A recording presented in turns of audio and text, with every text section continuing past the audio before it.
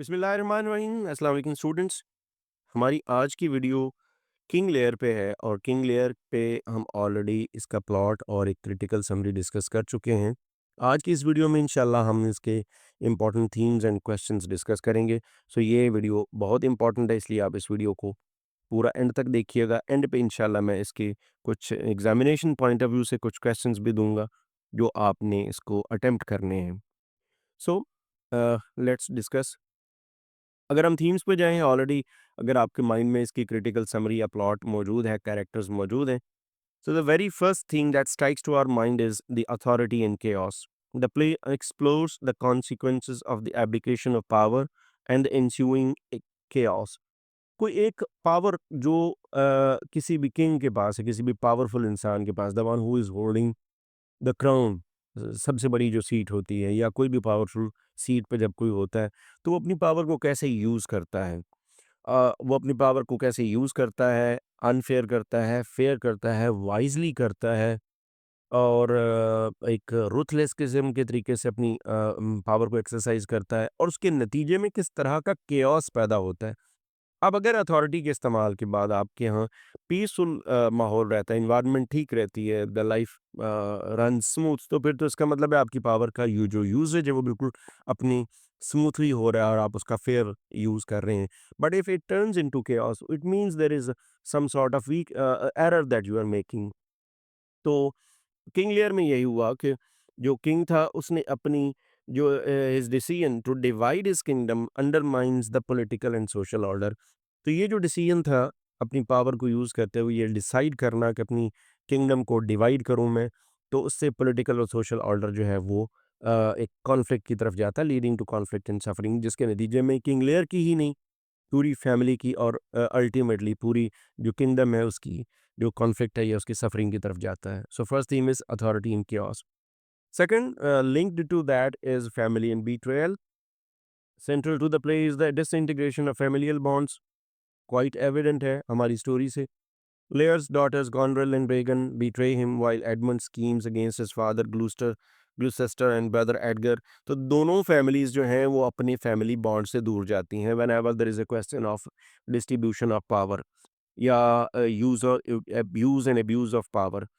तो power, the usage of power while resting on a status, on a powerful status, जबकि at the same time उसके साथ link करें अगर family को, तो वो जो यूसेज ऑफ पावर है वो फैमिली और फैमिली के अंदर एक खास तरह के बिट्रेयल को जन्म देता है। Then there is blindness and insight physical. अब दो तरह की ब्लाइंडनेस हो सकती है। वन फिजिकल ब्लाइंडनेस, इंसान man turns blind because he can not see. एक तो ये है ब्लाइंडनेस कि आप फिजिकली ब्लाइंड हो जाएं तो आप दुनिया को देख नहीं सकते, डार्कनेस छा जाती है आपकी आंखों के सामने।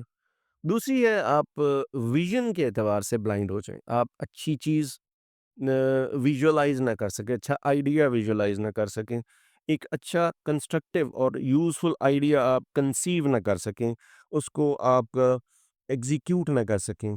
सो physical and metaphorical blindness play a significant role. Lear's inability to see through his daughter's flattery and Gloucester's literal blindness symbolize the lack of insight. तो दोनों में ग्लूसेस्टर की जो लिटरल ब्लाइंडनेस है, उसकी जो ओरिजिनल ब्लाइंडनेस है, और दूसरी तरफ किंग लेयर के अंदर ये ब्लाइंडनेस कि वो फोर्स ही नहीं कर पाए कि उनकी बेटियां उनके साथ फ्लैटरी का फ्लैटर करके उनसे अपना फ़ायदा लेना चाह रही हैं। ये दोनों जो ब्लाइंडनेस है एंड लैक ऑफ इंसाइट दोनों फैमिलीज़ में सफरिंग का बायस बनती है।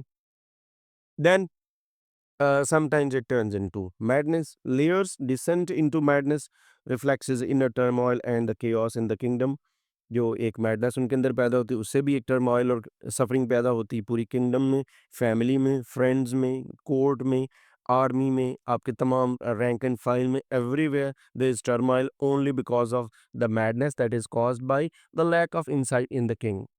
So the theme also highlights the fine line between reason and insanity. There is a fine line between reason and insanity. जब तक reason prevail करती है, sanity prevail करती है, तो आपके फैसले किंगडम के लेवल पे, फैमिली के लेवल पे, इंडिविजुअल लेवल पे, फ्रॉम टॉप टू बॉटम आपके फैसले अच्छी स्मूथ वर्किंग को जन्म देते हैं। While in the on the other hand, if you are taking unreasonable और इनसेन जो डिसीजंस है वो सफरिंग का बायस बनते हैं। Then a great theme awaits us, that is justice. The play grapples with the concept of divine and human justice. अब दो तरह का जस्टिस है। एक जस्टिस वो है जो इंसान इंसान के साथ करता है।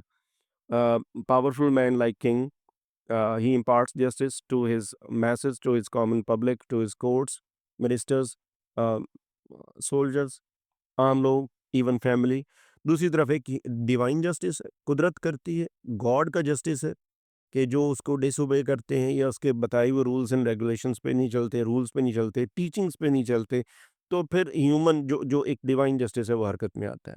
तो ये दोनों टाइप्स ऑफ जस्टिस जो हैं वो यहाँ पर ग्रैपल करते हुए आपस में इंटरमिंगल होते हुए नजर आएंगे। Characters question whether the suffering they endure is justified और आर्बिट्री। तो हर तरह का कैरेक्टर ये क्वेश्चन करता हुआ नजर आता है कि ये जो कुछ उसके साथ हो रहा है, is it because of the justice done by the king और the elders of the society, या ये जो इनजस्टिस तो नहीं है, जो जस्टिस हमारे साथ हो रहा है वो डिवाइन जस्टिस है, हमारे साथ ऐसे ही होना चाहिए था क्योंकि हमने कहीं ना कहीं गलती की है या हमने डिसोबे किया है। इन सब का ताल्लुक फिर आगे नेचर से है। References to nature, both human nature and the natural world are prevalent. Again nature को हम दो हिस्सों में डिवाइड कर सकते हैं।